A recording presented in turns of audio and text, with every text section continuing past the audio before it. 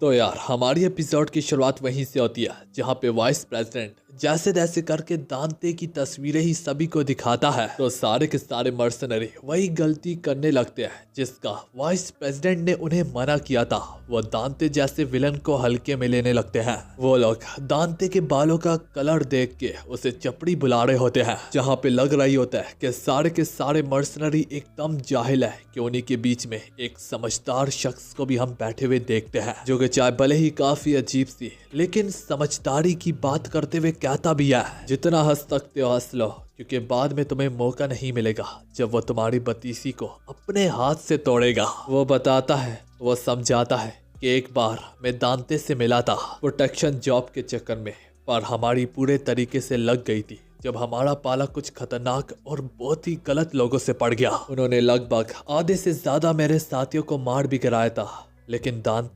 दांते उनमें से अलग था। दांते अकेले ही और सिंगल हैंडेडली पूरे तरीके से उनके सारे के सारे बंदों पे बाड़ी पड़ गया। वो अलग ही मिट्टी का बना था, वो लाजवाब था और हसीन भी। उससे जर्रा भी फर्क तक ना पड़ा कि उसने अकेले ही कितने सारे लोगों का अकेले में ही सामना किया। फर्क तो इससे पड़ा कि उसे घंटा फर्क नहीं पड़ा। मैं जिंदा हूँ और यहाँ पे मौजूद हूँ सिर्फ उसी के दम पर। तो बेवकूफ़ी मत करो, उसके खिलाफ लड़ना ऐसा ही है जैसे अपनी जान खुद देना। ये बोलते हुए वो मर्सनरी यहाँ से जाने ही लगता है कि इसी में वाइस प्रेसिडेंट बोलता है $500,000। हाँ, इतना ही मिलेगा जो कोई भी दांते और उसके एमलेट को यहाँ पे लाएगा, और अगर खुशकिस्मती से अगर तुम लोग उसे जिंदा पकड़ के यहाँ पे ले आए तो बोनस अलग से मिलेगा।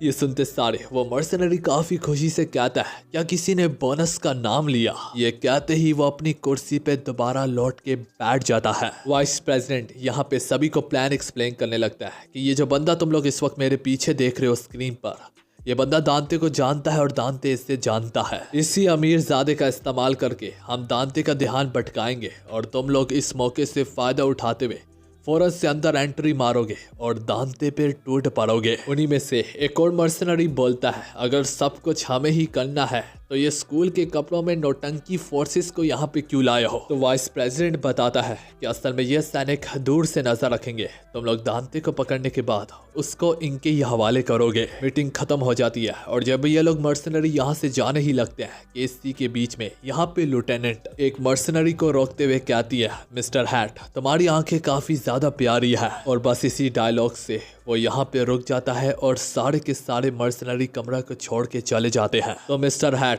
मुस्कुराते हुए कहता है, मुझ पे लाइन मारी हो।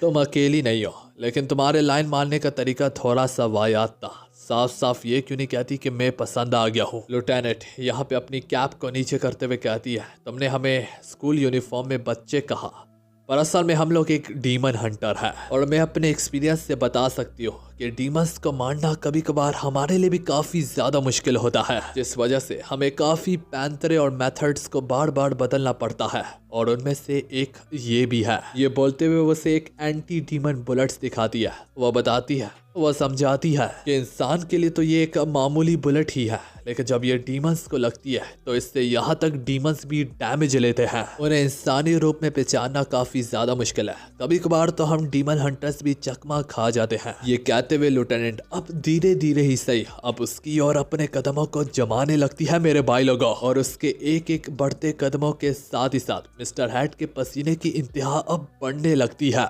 लेफ्टिनेंट मजीद बोलती है, चाहे भले ही वो इंसानों का रूप तो दहाड़ लेते हैं, लेकिन अभी भी उनके हाथ पैर थोड़े से बड़े होते हैं, उनका फेस एक्सप्रेशन भी थोड़ा सा अजीब सा होता है, जैसे चाहे वो कितना भी इंसान बनना चाहे वो इंसान कभी नहीं बन सकते। सबसे बढ़ के उनकी आंखें भी थोड़ी अजीब सी होती है, वो कभी कभार इसे छुपाने के लिए चश्मा पहन लेते हैं। उनकी आंखों में एक सूनापन होता है जो कि इस बात की चीख चीख के गवाही दे रहे होते हैं कि वो एक डीमन है। इतना सब कुछ कहने के बाद वो इसके कपड़ों को चीर फाड़ देती है, और तभी हम इतने करीबी से देख पाते हैं वो डीमन के निशानात उसके सीने पे मौजूद। वो एक्सपोज हो ही चुका होता है, तो वो यहाँ पे अपना असली चेहरा दिखाते हुए यहाँ पे अपने सामने खड़ी लेफ्टिनेंट को इग्नोर करता सीधा जाके वाइस प्रेसिडेंट पे टूट पड़ता है। पर हम देख पाते हैं वो इतना ज्यादा करीब पहुंच जाने के बावजूद भी वाइस प्रेसिडेंट यहाँ पे जरा भी अपनी पलके तक नहीं चपकाता, क्योंकि यहाँ पे लेफ्टिनेंट अपनी एडवांस टेक्नोलॉजी का इस्तेमाल करके इस वक्त हवा में खड़ी उसे पीछे से पकड़ रखी होती है और बस देखते ही देखते उसी दूसरी दिशा में फेंक कर अपनी एंटी बुलेट से उसका वहीं पर काम तमाम कर देती है। जिन सब के बाद वाइस प्रेसिडेंट यहाँ पे लेफ्टिनेंट आर्कम को शाबाशी देते हैं। देखते ही देखते इस रूम में यहाँ पे मिस्टर जे भी एंट्री मारता है और वाइस प्रेसिडेंट बताते हैं कि ये डार्ककॉम एलीट फोर्स का अब न्यू मेंबर है। कहानी उसी घिटी पिटी बिल्डिंग में जाती है जहाँ पे दांते रहता होता है और वहीं पर हम प्लान के अकॉर्डिंग उसी अमीरजादे को इस बिल्डिंग में एंटर करता हुआ देखते हैं। दांते आखिर तुम कहाँ पर हो? देखो तुमसे मिलने कौन आया है। उसे अब लगने ही लगता है कि यहाँ पे कोई मौजूद नहीं है कि तभी एक परछाई से निकल के आती है एक बंदूक। वो बंदूक ताड़ने वाला कोई और नहीं बल्कि दांते होता है। आगे से वो अमीरजादा एंजो उसे अपने ऊपर से गन हटाने के लिए बोलता है। दांते आगे कहता है, अगर दोस्त तू मुझे पुकार रहा है तो मैं हटा भी देता, मगर कमीने कहीं के जो टास्क तूने मुझे दिया था वो असल में एक शेप शिफ्टर डीमन बेबी की चाल थी जो कि मेरा नेकलेस चुराने आया था। मेरे ख्याल से ये बात तू जानता भी था, तो जिन्हें नहीं पता मैं उन्हें बताता चलूं। असल में यहाँ पे एंजो को रैबिट ने खुद ही अप्रोच करके ये मिशन दांते को देने के लिए बोला था और इसके लिए उस रैबिट ने यहाँ पे हमारे अमीरजादे को अंधा पैसा भी दिया था। तो हाँ, जैसे कि दांते ने कहा कि शायद से ये बात तुझे मालूम भी थी, यहाँ पे दांते मजाक नहीं कर रहा। एंजो की अब जैसे जैसे फटी होती है हमें मालूम पड़ता है कि उस पे एक ट्रांसमिशन डिवाइस भी लगी होती है जिसके कारण वो लोग उसे सुन पा रहे होते हैं। यहाँ पे वो अमीरजादा एंजो डर के मारे कहता है, मैं सच कह रहा हूँ, मुझे नहीं पता था, मुझे बस एक व्हाइट रैबिट ने अप्रोच किया और ये मिशन तुम्हें देने के लिए बोला। एंजो अपनी जैसे जैसे गिटी बिटी दास्तान बता रहा होता है तब तक ये सारे के सारे मर्सनरी अपनी अपनी लोकेशन पे बैठने लगते हैं। वो सारे के सारे लोग इस वक्त दांते के घर के आसपास मंडला रहे होते हैं। उसे अपनी जिंदगी की भीख मांगता देखकर और बार बार लगातार बहाने बनाता देखकर दांते उसे माफ कर देता है। दांते उससे पूछता है, चाय लेगा या फिर कॉफी? वैसे तो अब यहाँ पे क्या लेने आया है? उसके हाथ में एक ब्रीफकेस होता है, उसी के ऊपर एक ट्रांसमिशन डिवाइस लगा है। दोस्तों ये मैं आप सभी के कान में बता रहा हूँ। वो दांते को बताता है कि मैं तेरी काम की फीस देने आया हूँ। चाहे भले ही वो गिटा पिटा प्लान था उस रैबिट का, लेकिन मुझे नहीं पता जिस वजह से मैं तुम्हारी फीस लौटाने आया हूँ। आखिर अपनी किस्मत तो देखो, एक बच्चे जैसे डीमन से लड़ने के लिए भी तुम्हें कितने ज्यादा पैसे मिल रहे हैं। दांते गुस्से से कहता है, उस साले ने मेरे भाई का रूप दहाड़ लिया था। एंजो बोलता है, मैं जानता हूँ, तेरी फैमिली के बारे में मैंने सुना था, अपन ने दुखती रग पे हाथ ही फेर डाला है ना। दांते आगे बोलता है, नहीं कोई बात नहीं, बस मुझे काम देते रहना।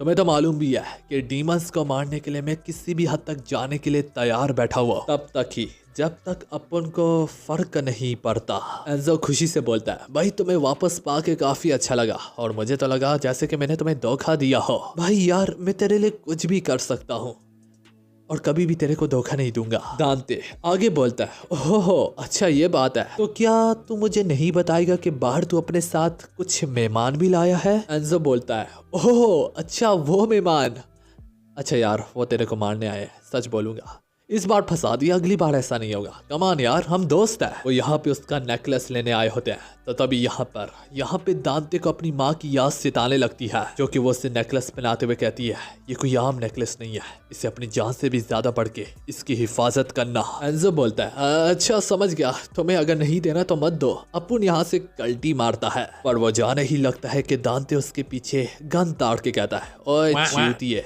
किसने कहा तू यहाँ से जा सकता है? हाँ, उतने में ही मर्सनरी की पहली टीम यहाँ पे कांच को तोड़ते हुए अंदर एंट्री मारती है और आते सारे वो देखते हैं कि दांते एक कुर्सी पे मुंह आगे करके बैठा हुआ है। पर जब वो उस कुर्सी में बैठे हुए शख्स के पास जाते हैं वो दांते नहीं होता, बल्कि वो तो एंजो होता है जिसको दांते जैसा रूप करके बिठाया गया होता है। वो ये देख रही होते हैं कि उतने में देखते देखते पीछे से एक बंदा भी उनका गायब हो जाता है। इस घर में काफी ज्यादा अंधेरा होता है और इसी अंधेरे के मारे हम देख पाते हैं असल में तो दांते इस रूम की दूसरी दिशा पे खड़ा होता है। तो हाँ यार, दांते यहाँ पे बाल फूल का सहारा लेके एक जोरदार शॉट से सारे के सारे बालों को इस कमरे में बिखार देता है और सिर्फ उन बिछड़े हुए बालों के दम पर आधे से ज्यादा लोग तो यहीं पे बेहोश होके गिर जाते हैं। उन बॉल्स को दांते ने इतना जोर का मारा होता है, जब वो दीवार से टकराते हैं तो सीधा दीवार के अंदर ही दस जाते हैं मेरे भाई लोगों, जिससे हमें उनकी पावर शॉट का अंदाजा होता है। लेकिन फिलहाल इसी के साथ हमारी वाली एपिसोड यहाँ पर खत्म होती है।